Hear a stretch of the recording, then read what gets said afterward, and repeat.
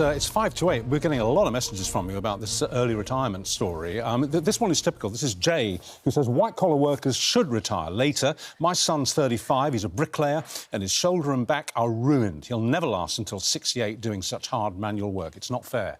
So that's the question of the day. Should plumbers and builders et al. Be allowed to retire before those in office jobs, basically? Yeah. Soft hands. An official review by a Conservative minister has recommended exactly that.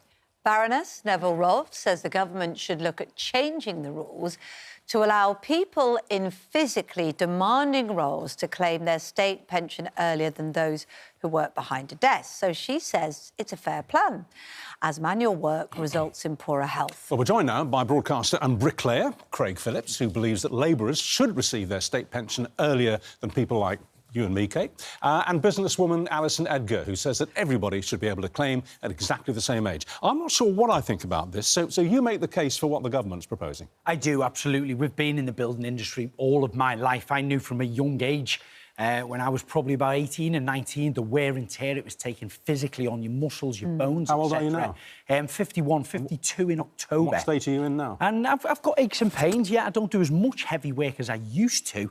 But I often think to myself, if I did carry on doing that level of work, what position would my body be in now? And I'm only 51, you know, so what would I be when I was 67, 68? There's two principles here, isn't there? OK, because a lot of people that have got in touch with us agree with Craig, think it's a good idea that the government's proposing.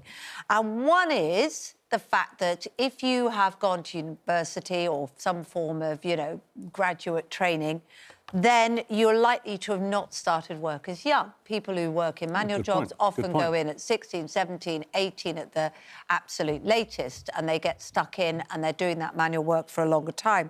The other is, Pauline summed it up. She says, my husband is a 64-year-old roofer.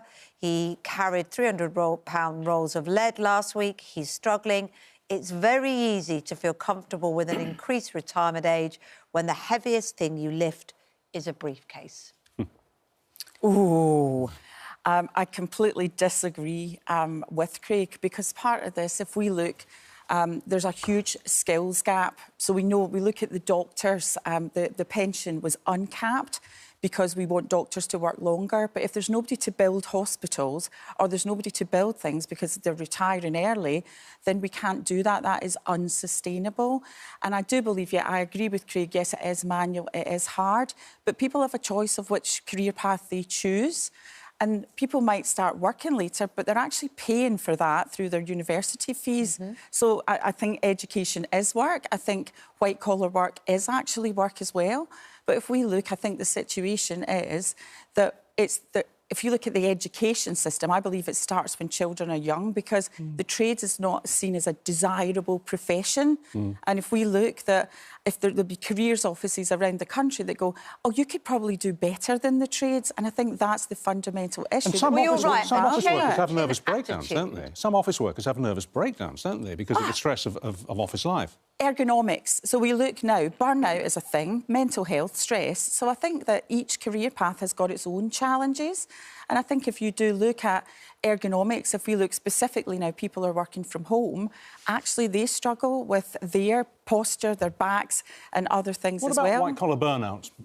You know, office workers who just literally burn out because of the stresses that they're... I agree, they're under pressure and stress themselves with the problems that they have at work, but it's not as physical, is it? When you're on a building site, you're up against the elements, you know, working in the UK, the weather isn't that good.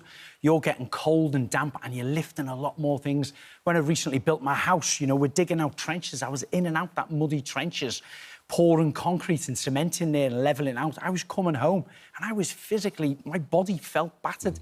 And to try and maintain that for 20, 30, 40 years of your career and then expect to have an enjoyable retirement, I don't think it's physically possible. It's supply and demand. If you've got younger people coming in, actually, when you get to your 50s, 60s, you shouldn't be on the graft. You should be on the supervising. You should be bringing the next lot Maybe through. there should be more support there as well, the older generation... Well, maybe we're looking at a career structure that should be invested in, so that they can train and help others. That's a good point. If we lose that knowledge, we'll struggle. It is, and we should put more behind the apprenticeships, that's for sure. And then any other, let's say, maturer construction worker in their 50s put more support behind them to go and train the younger generation. Gonna have to call it a day there because it's 8 o'clock and we've got to move on. That But sounds like a good solution. I like that. I thought that was, yeah. I have to say that we did ask you, and 75% of you have voted in favour of early retirement for manual labourers. So you're on the winning side. Good. Okay. I wonder if we'd also asked that poll of white-collar workers, we might have also got to 75% as well. Yeah, That's the trouble, isn't it?